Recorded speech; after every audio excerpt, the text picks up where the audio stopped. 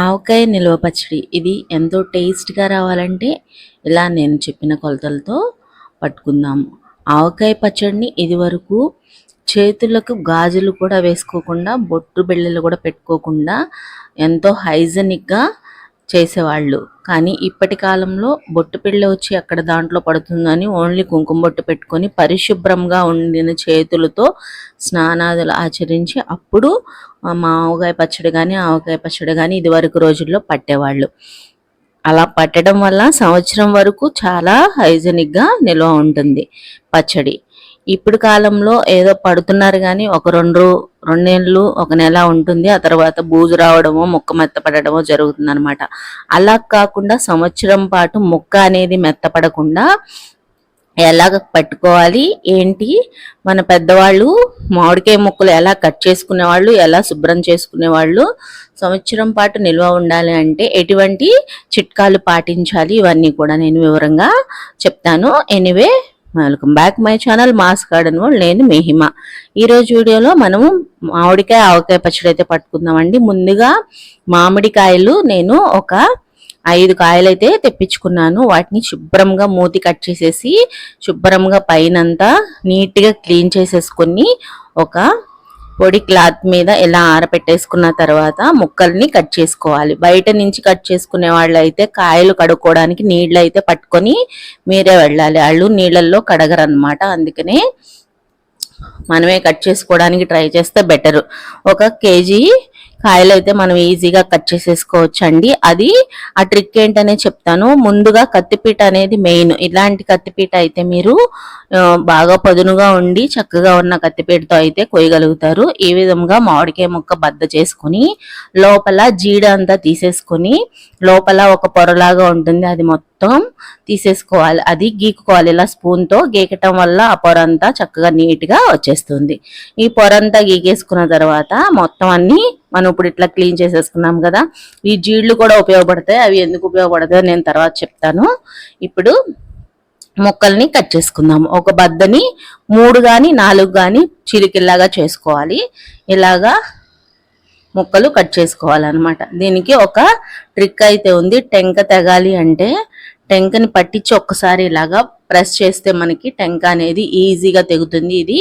ఈ టెంక కట్ చేయడం అనేది మాకు చిన్నప్పుడు జమ్మిళ్ళు ఉండేదండి. అప్పుడు మా నాన్నగారు ఒక 100 కాయల వరకు కోసేవారు. ఆయన దగ్గర నేను ఇది నేర్చుకున్నాను అనమాట. నాకు ఈ మామిడికాయలు కోస్తుంటే అక్కడ మా ఇల్లు, మా వాతావరణం, ఇదివరకు ఇల్లు ఇవన్నీ గుర్తొచ్చాయి నాకు. అందుకే మీకు కూడా చెప్దామని షేర్ చేస్తున్నాను ఈ విషయాలను. అయితే ఇలా ముక్కలన్నీ శుభ్రంగా కట్ చేసేసుకున్న తర్వాత బయట నుంచి తెచ్చుకుంటే మీరు ముక్కలు నీళ్లు పట్టుకెళ్ళి కడుక్కొని చక్కగా మూత తీసుకొని ఇంటికి తెచ్చుకున్నాక శుభ్రంగా క్లీన్ చేసుకుని ఈ విధంగా ఒక గంట పాటు ఒక పొడి క్లాత్ మీద వేసేసి ఆరనివ్వాలి. అలా తడి ఆరనిస్తే మనకి ముక్క అనేది నిల్వ ఉంటుంది. తర్వాత చిట్కా, ఇది ఒక చిట్కా అన్నమాట. ఇప్పుడు కొలత, ఇది వరకు మరకంతో కొలుచుకునేవారు. ఇది ఈ మరకం అంతా కంటే చిన్నదన్నమాట. ఇప్పుడు నేను వేసిన ముక్కలు మరకం ముక్కలు. ఆ కొలతతో మీకు చెప్తాను. కేజీ లెక్క అయితే 1.5 కేజీ వరకు ఉన్నాయన్నమాట ముక్కలు. ఇదిగో ఈ గిన్నెతోటి నేను మొత్తం అన్ని తీసుకున్నాను. గ్రాముల లెక్క అయితే 100 గ్రాముల ఆవాలు, ఒక 20 గ్రాముల వరకు మెంతులు తీసుకున్నాను అనమాట. ఒక 1/4 కేజీ మరకానికి ఒక 1/4 కేజీ కారం, ఒక 150-200 గ్రాముల వరకు ఉప్పు తీసుకుంటే సరిపోతుంది. ఇప్పుడు ఇవి నేను చక్కగా దోరగా లైట్గా వేయించుకొని చక్క మిక్సీ జార్లో వేసుకున్నాను. బయట తెచ్చుకునే వాళ్ళు అయితే కంపల్సరీ ఎండలో పెట్టుకొని ఇట్లా వేయించకుండా కూడా చేసుకోవచ్చు. నేనైతే వేయించి చేస్తున్నాను అనమాట. ఇప్పుడు మెంతులు ఖచ్చితంగా నేను చూపించిన కప్పుతో అయితే 1/4 కప్పు మెంతులు అయితే వేసుకున్నాను. లేదా స్పూన్ ప్రకారం అయితే 2.5 స్పూన్ల వరకు వేసుకుంటే మెంతులు అనేది సరిపోతుంది. వీటిని కూడా దోరగా లైట్గా ఫ్రై చేసుకున్న తర్వాత ఇవి కూడా పక్కకు తీసేసుకున్నాము. చల్లారిన తర్వాత వీటన్నిటిని కూడా మిక్సీ జార్లో వేసుకోవాలన్నమాట. ఇప్పుడు కల్లుప్పు కూడా ఎండబెట్టుకోవాలి. నేను కల్లుప్పే వేస్తున్నాను. ఇది కూడా ఎండలో పెట్టుకోండి, ఎండ అవైలబుల్ ఉంటే. లేకపోతే ఎండ లేకుండా అప్పటికప్పుడు ఇన్స్టెంట్గా చేసుకోవాలంటే కొంతసేపు ఎండిన తర్వాత ఇప్పుడు స్టవ్ మీద పెట్టి ఉప్పిని లైట్గా లైట్గా ఒకసారి ఇలాగా కలిపి వేడి చేస్తే సరిపోతుంది. మనకి పచ్చడి అనేది నిల్వ ఉంటుంది. ఇది ఒక ట్రిక్ అన్నమాట.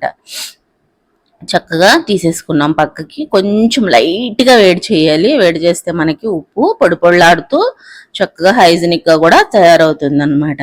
ఇలాగా ఉప్పును కూడా మనం వేడి చేసేసుకుని పక్కన పెట్టేసుకున్నాము. పక్కన పెట్టేసుకుని ఇవన్నీ చల్లారినవి కదా, చల్లారిన తర్వాత మిక్సీ జార్లో అయితే యాడ్ చేసేసుకుందాము, పొడి చేసేసుకుందాము. 100 గ్రాములు ఆవాలు వేసుకున్నాను. ఆ కప్పుతో అయితే కప్పుడు ఆవాలన్నమాట, మరకం ముక్కలకి, లేదా కేజీ-పావు ముక్కలు. ఈ విధంగా వేసేసుకోండి. మిక్సీ జార్లో వేసేసుకున్నాం. మెంతులు కూడా 2 స్పూన్లన్నర మెంతులు వేసుకున్నాను, లేదా కప్పు లెక్క అయితే పావు కప్పు చక్కగా మిక్సీ జార్లో చక్కగా కోర్సుగా గ్రైండ్ చేసేసుకుని ఇవి కూడా పక్కన పెట్టుకున్నాం. ఆ తర్వాత ఉప్పు కూడా మిక్సీ జార్లో వేసేసుకుని మనము పక్కన ఉంచేసుకోవాలి. అన్నీ రెడీ చేసి పెట్టుకుంటే మనం పచ్చడి అనేది ఈజీగా చక్కగా పట్టేసుకోవచ్చు.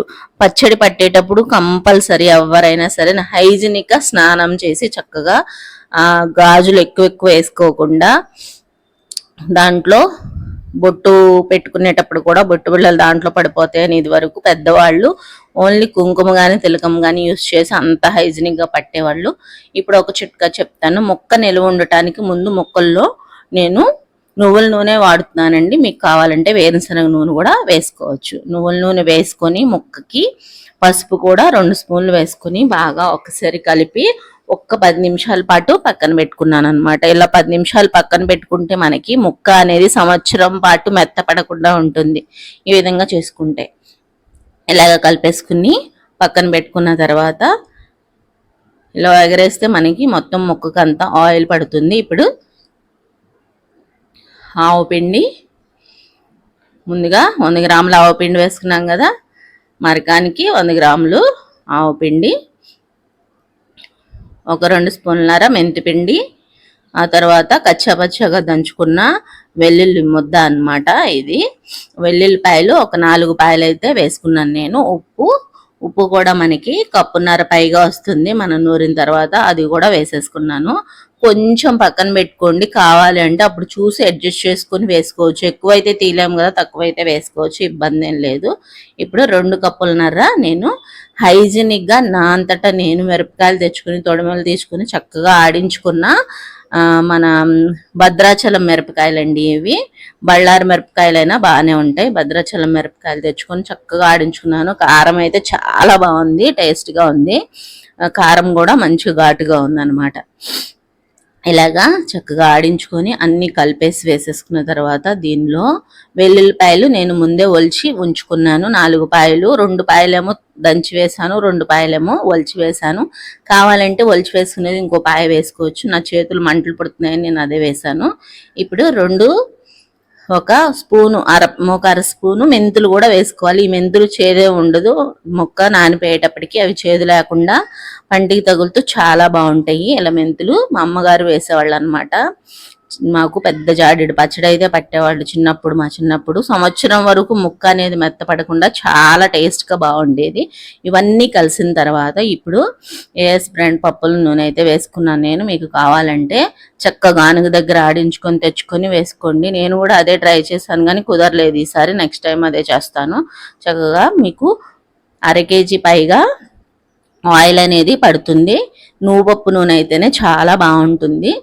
సో దాన్ని మనకి హెల్త్కి కూడా చాలా మంచిది. ఈ విధంగా పట్టుకొని ఎప్పుడన్నా ఒక ముక్క తినొచ్చు, ఎక్కువగా తినొద్దు. ఎక్కువ తింటే బీపీ అయితే పెరిగిపోతుంది అనమాట. హెల్త్ ఇష్యూస్ ఉన్నవాళ్ళు నిల్వ పచ్చళ్ళు ఎంత తక్కువ తింటే అంత మంచిది. ఇప్పుడు బాగా కలిపేసుకున్న తర్వాత ఇది 3 రోజుల పాటు ఒక జాడీలో పెట్టుకొని నిల్వ పెట్టుకోవాలి. ఈ జాడీ నేను శుభ్రంగా క్లీన్ చేసేసుకుని ఆ జాడీలోకి అయితే దీన్ని వేసేసుకున్నాను. జాడీలో వేసేసుకొని మళ్ళీ 3 రోజుల తర్వాత అయితే నేను ఓపెన్ చేసినప్పుడు షార్ట్ వీడియో అయితే పెడతానండి. ఇప్పుడు ఈ జాడీలో అయితే వేసేసుకుంటున్నాను. మీరు ఈ జాడీలో వేసుకొని మధ్యలో ఒకసారి 3 రోజుల కంటే ముందు ఒకసారి కలపండి. దీన్ని చుట్టూ పడిందంతా టిష్యూ పేపర్తో చక్కగా నీట్గా తుడిచేసుకొని ఇలాగా మూత పెట్టేసుకొని ఒక గాలి వెలుతురు వెళ్ళేలాగా ఒక మంచి పల్చటి క్లాత్తో కట్టేసుకున్నారంటే మనకి పచ్చడి అనేది, ఆవకాయ పచ్చడి సంవత్సరం పాటు నిల్వ ఉండే పచ్చడి రెడీ అయిపోతుంది. చాలా చాలా టేస్ట్గా ఉంటుంది. మీరు కూడా ట్రై చేసి ఫీడ్బ్యాక్ ఇవ్వండి. థ్యాంక్ యూ అండి. Thank you for watching.